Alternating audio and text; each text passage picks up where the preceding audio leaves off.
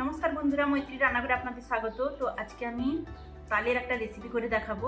তো সেই জন্য তাল নিয়ে বসে পড়েছি। তালটাকে আগে ছাড়িয়ে তালের পাল্প বার করি, তারপর কী রেসিপিটা করছি সেটাই শেয়ার করবো আপনাদের সঙ্গে। এই তালগুলো আমার বাবার বাড়ি থেকে এসেছে। তো 3টে তাল নরম হয়ে গেছে, সেই জন্য 3টে তালই পাল্প বার করে নিচ্ছি। তো যতটা পরিমাণ লাগবে আমার রেসিপিটা করতে ততটা নেব। তো আগে ছাড়িয়ে তারপর পাল্পটা বার করে নিই। তো কীভাবে তালের খোসাটা ছাড়াচ্ছি দেখুন। খোসা ছাড়ানো, তালের পাল্প বার করা সমস্ত টিপসটাই আমি শেয়ার করবো আপনাদের সঙ্গে।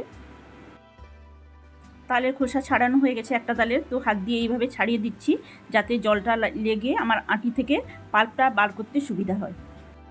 সবগুলো তালের খোসা ছাড়িয়ে এইভাবে জলে দিয়ে দিচ্ছি। এবার কিভাবে পাল্পটা বার করছি সেটাই দেখাচ্ছি। একটা ঝাড়ি নিয়ে নিয়েছি। কেউ চাইলে এইভাবেও পাল্প বার করতে পারেন, আবার আরেক রকম পদ্ধতিও আপনাদের সঙ্গে শেয়ার করছি। ঝাড়িতে ঘষে ঘষে এইভাবে এই পদ্ধতিও পাল্প বার করা যায়। আর একটা পদ্ধতি হচ্ছে জলে চটকে চটকে পাল্প বার করা। আমি এই জলে চটকে চটকে পাল্প বার করাটাকে আমি সুবিধা বলে মনে করি। তো ঝাড়িতেও করা হয়, দেখিয়ে দিলাম দুটো পদ্ধতি। সমস্ত আঁটিগুলোকে এইভাবে চটকে চটকে পাল্প বার করে নিচ্ছি। ঝাড়ির ফুটোটা অনেক বড়, তাই তালের যে ঝুড়িগুলো বেরায় সেগুলো বেরিয়ে যায়। তো তখন সেগুলো পিঠে পুলি যাই বলুন মুখে দিলে খেতে ভালো লাগে না। তাই আমি এই যে দেখুন একটা এই যে আটা চালানো যে চালনিগুলো দিয়ে আমি এইভাবে তালের পাল্পটাকে ছেঁকে নিলাম। তালের পাল্পগুলো ছাঁকা হয়ে গেছে। এবার উনুনে বসিয়ে দিয়েছি, আঁচ জ্বালিয়ে দিয়েছি।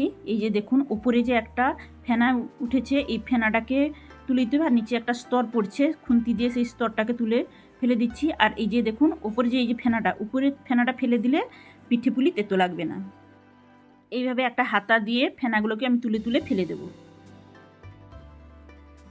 তালের পাল্পটা ফুটছে দেখুন। এই যে লাল একটা ফেনার মতো উঠেছে, এটাকেও ফেলে দেবো। তো ফুটতে ফুটতে অনেকটা ঘন করে নেব তালের পাল্পটাকে।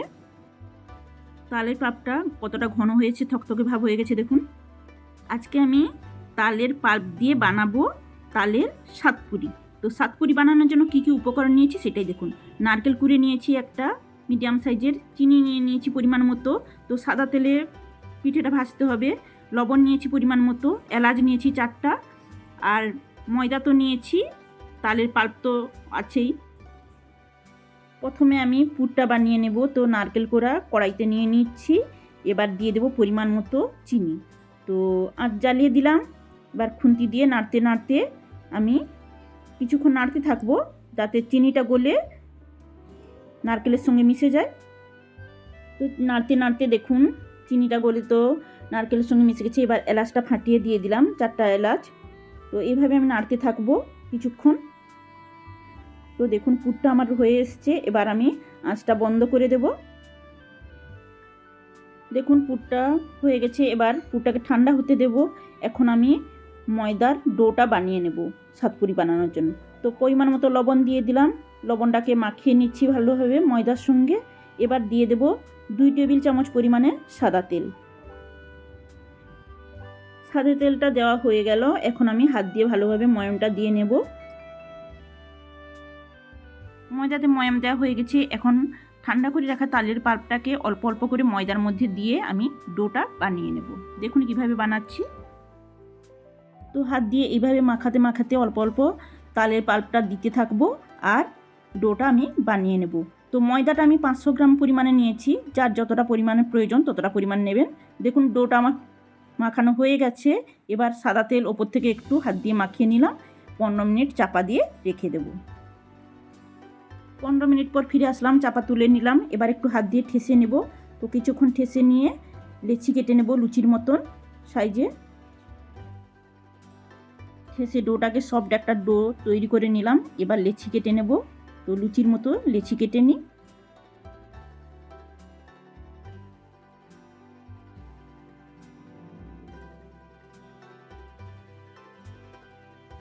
সমস্ত লেচিগুলো কাটা হয়ে গেছে। এবার আমি একটু ময়দা দিয়ে লুচির মতো করে বেলে নিব।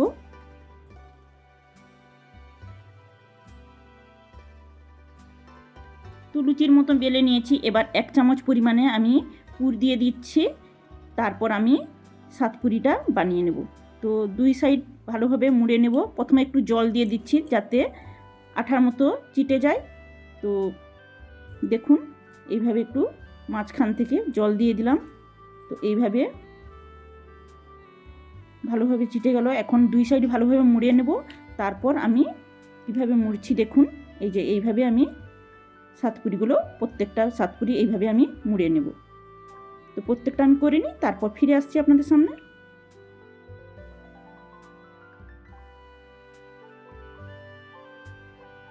সমস্ত সাতপুরিগুলো আমার বানানো হয়ে গেছে, দেখুন কত সুন্দর হয়েছে সাতপুরিগুলো। এবার দেখুন আমি কিভাবে ভাজি। তো এখন ওভেনে কড়াই চাপিয়ে দেব।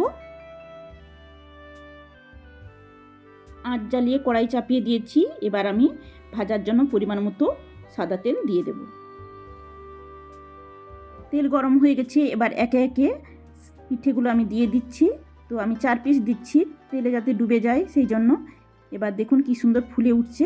উল্টে পাল্টে এইভাবে লাল লাল করে একটু ভেজে নেব।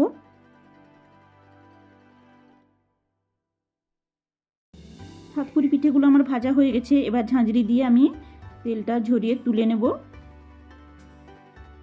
একে একে এইভাবে সমস্ত পিঠেগুলো আমি ভেজে নেব, তারপর ফিরে আসছি আপনাদের সামনে।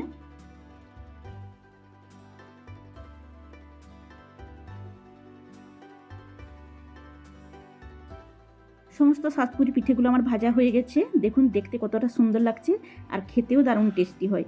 তো যারা এইভাবে কোনো দিন বানাননি, বানিয়ে দেখবেন, আশা করি ভালো লাগবে। তো আমার রেসিপিটা আপনাদের কেমন লাগলো কমেন্টের মাধ্যমে জানাবেন। যদি ভালো লেগে থাকে লাইক শেয়ার কমেন্ট করবেন। নতুন বন্ধু হলে চ্যানেলটিকে ভিজিট করবেন, পাশে থাকবেন। দেখুন ভেঙে দেখাচ্ছি কতটা সুন্দর সফট হয়েছে, খাস্তাও হয়েছে, সফটও হয়েছে।